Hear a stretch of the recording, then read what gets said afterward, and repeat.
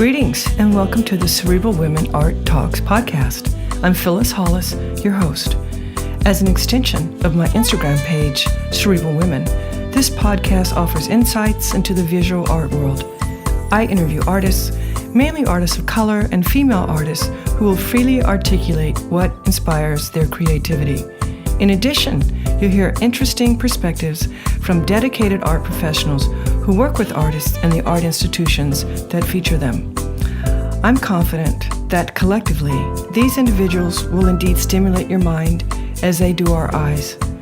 Please know these interviews are conducted in my Manhattan apartment, so please forgive the background sounds of city life. Welcome to the Cerebral Women Art Talks podcast. In this episode, I feature painter Jammie Holmes. Born and raised in Thibodaux, Louisiana, he is known for his paintings that portray intimate and poignant scenes of distinctly American communities, family, and traditions. He draws heavily on his own recollections to depict the stories and experiences of Black life in the deep American South, capturing moments of celebration and struggle. The artist, who works intuitively and without formal artistic training, creates expressive tableaux that incorporate portraiture, symbols, text, and objects to reveal universal truths through personal narratives. His work has most recently been presented in exhibitions at Library Street Collective in Detroit, Deitch Projects in Los Angeles, Marianne Boesky, New York, Dallas Museum of Art, and Dallas Contemporary, among many others. His work is also included in the permanent collections of the Aïshti Foundation, Brooklyn Museum, Dallas Museum of Art, Hammer Museum, ICA Miami, Museum of Fine Arts in Houston, Nasher Museum of Art, New Orleans Museum of Art, New Orleans Museum of Art, Perez Museum of Art, X Museum, and the Xiao Museum of Contemporary Art. Enjoy this episode featuring self-taught painter Jammie Holmes. Jammie, welcome. I'm looking forward to our conversation. Hello, I'm excited. When did you discover your artistic passion? Honestly, ever since I was a really young kid, I had always understood. There's no documentation of me coloring out of the line when I was a kid, because my mom still have this chest, and it's everything from kindergarten until even now that she collected of mine. And when I looked through it, you could tell that I've always had a touch for it, for the love of creating things. And it definitely started with what even my mom, for her birthdays and Christmas, we really couldn't afford much, but I was always making her Mother's Day cards and draw roses on it or something like that. And then my grandmother, she actually encouraged me to take it even further when she started tasking me with even harder things to do. You still see some of them? You said your mother saved some of them? Yes, my mom, she saved pretty much all of it. And my grandmother, she still have sketches that I've done for her on the walls in her house, framed up and everything. Because at the time, I don't think scanners really even existed for homes and things like that. She had a photo that she needed a copy of it, and I was able to sketch it for her. And she kept the copy and gave the original to her sister. Was there a particular artist or body of work that influenced you early on? Early on, I really can't say anyone influenced me. I just felt like I was more influenced by just the people of the world, just people in general, seeing people walking past by and things like that. And also, I hate to sound like a narcissist, but it was the influence of expressing myself, because I didn't know how to express myself. It was always just shut down or just be angry. And my therapist actually suggested that I start getting those things out. And I just started painting And I remember early on, I had got comparison to like Basquiat's expressionistic work. And at the time, I didn't even know who Basquiat was at the time.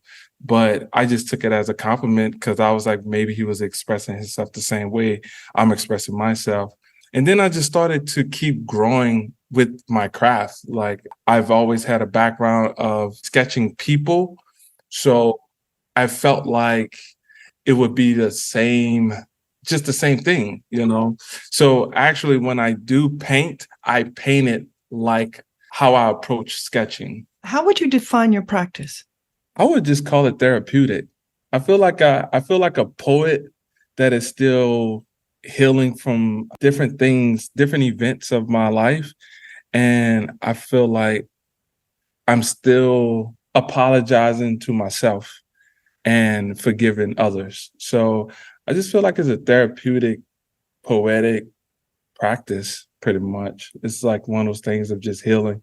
I don't really look at it as a way to buy shoes or a house or even look at it to even take care of my kids. Like, even though it helps taking care of my kids and family and things like that, but I feel like ultimately it's helping me heal to become a better person in general. Do you listen to music while you're working? Yes, I do listen to music. Sometimes it's a little bit of rap, a little bit of reggae, and I love like oldies. So it's a mixture between all of that. And sometimes just my thoughts. I'll sit in silence and just listen to myself. What is your process for choosing color? When I use color, it's like I call it a season. I have a cart in my studio, and when I feel, it's like a mood ring. You know how mood rings change colors and things like that? I feel like my cart is a mood ring. Like I'll pull out a few different colors of paint, and from there, I'm just like, you know what? This is the season I'm in. And right now I'm using dark colors. This is just it's a season. And whenever time is up or whenever I feel different about it, I'll move on. Because if you look at a lot of my paintings, you'll see the same colors used a lot because I just felt like, although I have a rack full of paint, like when I first started painting, I was like, I'm going to buy all this golden paint and I'm going to store it. I'm going to stack it up. I want people to come in and I have all this paint. And then I realized, I was like, man, this is stupid. Like just, like I'm so used to dealing with not having. So I was like, like just get back to that. Like, don't be, just because I can have it all, you don't have to have it all in a way. So what I do is my feeling, my mood, I'm like, all right, I want to use these colors today. And I end up using those for months and months until I'm pretty much out. And then when I go back to the rack, I'm looking for new colors. And that's how, the seasons start changing and things like that. So what does your studio feel like? What does it look like? It feels like home. It feels like home. Like my studio is like I call it the belly of the beast. And I feel like I appreciate my studio more than my studio appreciate me. I feel like my studio is a living being, and I talk to it, I think it, I turn around before I leave and I look at it and remember it because tomorrow's not promised. So I always take a look back and just see it as is. And it's like, man, when I come back tomorrow, if I get to come back tomorrow, we start all over. So it's just like, my studio feels like it's like I'm collaborating with my studio, like it's my business partner or just my partner in general. So if you weren't a visual artist, what other career path do you think you would have chosen? I think I would have gotten in the medical field because when my mom was going to school for nursing, she would ride around listening to her notes on a cassette tape. And I would always have to hear it. And then I started asking a lot of questions and she gave me a lot of books. And I just started being really like amused by like just the human body and how strong a human body could be and how much pain a body could go through and what makes it function. And just so much. Like it's just like the human body is really interesting. And And I always find it similar to plants. So I just feel like it would have to be some sort of botany or some sort of medical person. When do you know work is finished? Whenever I call Marianne and tell her to pick up the paintings. Because if it stays in my studio, I'm going to pick at it until either I ruin it and throw it in the trash, or until I spaz out enough. So I personally just like to walk away from it at a certain point. It's hard to really tell because the story is continual, so that's what got me working into a series, because I don't know how to really stop on one painting. It's like, man, like, you know what? Let me add another painting and add another painting and add another painting, because like the story continues, And when do the titles of the work enter the creative process? Sometimes it's in the middle. Sometimes it's way in the end. Sometimes it's before. It's usually like just a phrase that I'm saying while I'm painting. Like, oh man, like it all depends. And sometimes I have to sit with the painting and try to understand what I was trying to tell myself. Because a lot of my work is just conversations between me and the canvas. And I feel like I could hear it sometimes, and it tells me exactly what it should be. So it's not really like a thought out process of like, I'm going to paint today chicken and ham, or, it's different than that. It's just more of like, just comes to me in the process. Because a lot of it not really planned out. So it's just like one of those things of like, you just want to start painting something. You kind of know your subject, that might be the plan. Like, oh, I want to paint myself and I want to talk about this with myself. And from there, it just keeps growing. It's never really too planned out. So do you ever think about who your audience is while you're working? I don't think I think fully about the audience, but I do think about the conversation I have with myself and the Black community. Do you feel Black art can be defined? As in define, what do you mean by define? That's a good question. Define as in, let's say a collector, right? I want to collect Black art. Well, what does that mean? Can Black art be defined? I don't think it could be defined. I don't think that it would be fair to single it out under the umbrella of art, visual art. I feel like it all should hold the same value and title. Like if a collector is looking for specifically Black art, I think that they should get to know Black culture first, in a way. Like try to understand it and then realize that Black culture is one of those things where it is unique. But I feel like when it comes down to just even, I don't know, because it's kind of hard, because I feel like all artists, especially with Black artists, we all live different lives. There's some Black artists that live like white folks. There's some white folks that live like Black folks. There's some Spanish folks that live like Black folks. And so I don't know, because I just feel like as an artist, me as a creator, I'm speaking from what I've been through and my culture and expressing myself. So I don't feel like you could really single it out. I feel like art is art at the end of the day. That's a hard question. What do you enjoy most about being a visual artist? Being able to get out how I feel instead of storing it and actually, after getting it out, looking at it and spending time with it before it leaves my studio. So it's just like being able to create is more important to me than anything at this point of my life. How do you keep learning? I keep learning by, for one, listening. Also, the urge to want to be a better person in general. So because of that, I'm able to hear myself better.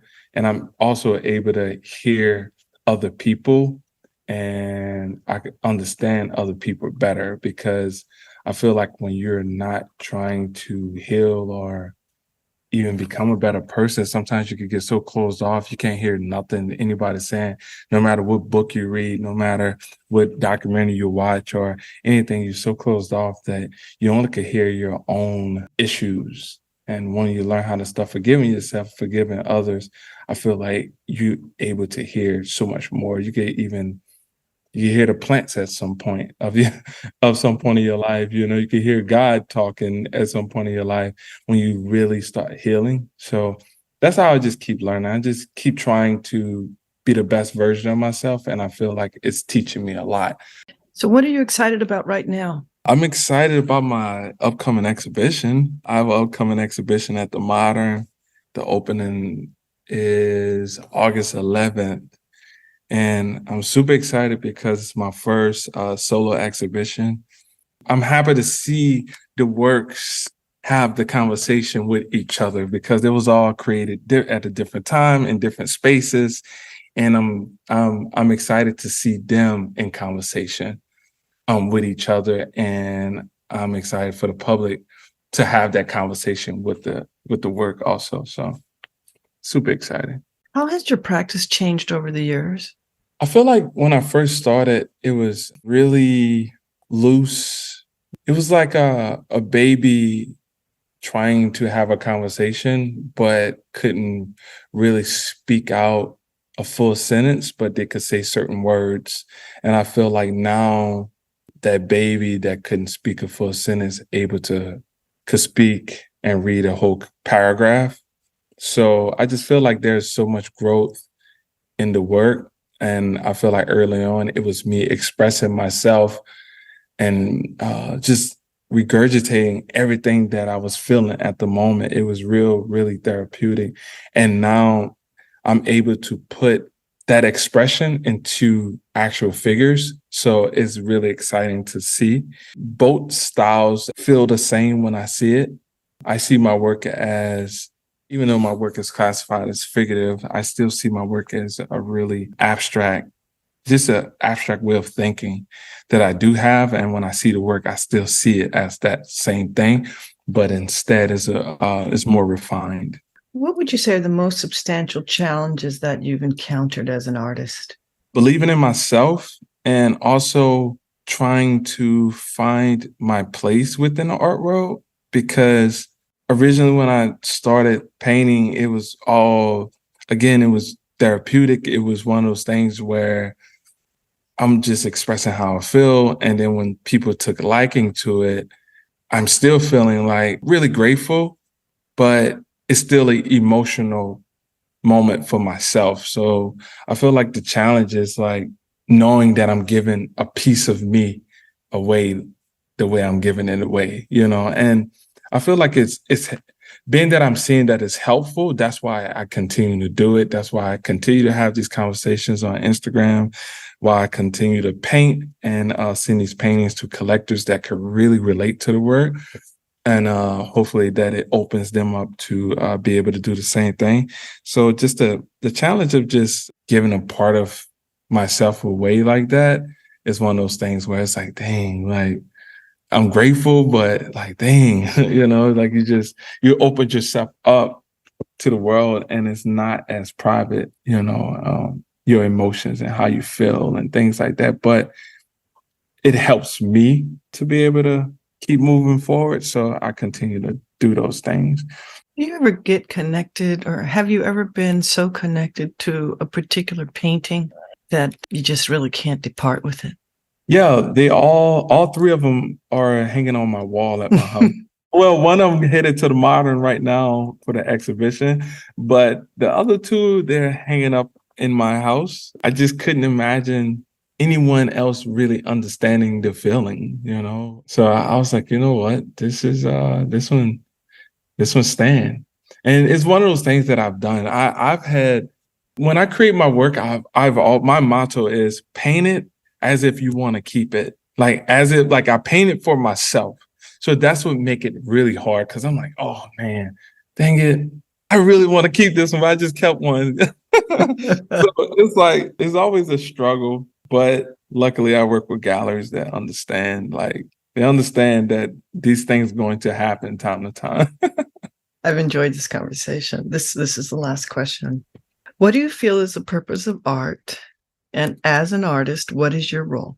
The purpose of art is to peel back the layers of the person that's creating it, to be honest. It's like, I feel like a lot of artists are using art to heal or to even tell the story of the times that we're in today.